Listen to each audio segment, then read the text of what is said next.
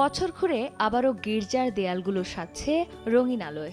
আর মাত্র কয়েক ঘন্টার হিসেব, তারপর ৮ থেকে ৮০ সব বয়সী খ্রিস্ট ধর্মাবলম্বীদের পদচারণায় মুখর হবে গির্জাগুলো। প্রতি বছরের মতো ঢাকার ৭টি গির্জাসহ সারা দেশে মঙ্গলবার সন্ধ্যা থেকেই শুরু হবে বড়দিনের উৎসব। সোমবার বিকেলে কাকরাইল গির্জায় বড়দিন উপলক্ষে সংবাদ সম্মেলনে বাণী রাখেন বাংলাদেশে খ্রিস্ট ধর্মাবলম্বীদের প্রধান ধর্মগুরু জি.এন.ডি. ক্রুজ। তিনি বলেন, উৎসব ঘিরে জোরদার করা হয়েছে সার্বিক নিরাপত্তা। এ সময় হামলার কোনো আশঙ্কা নেই জানিয়ে সবাইকে নির্ভয়ে উৎসব উদযাপনের আহ্বান জানান তিনি।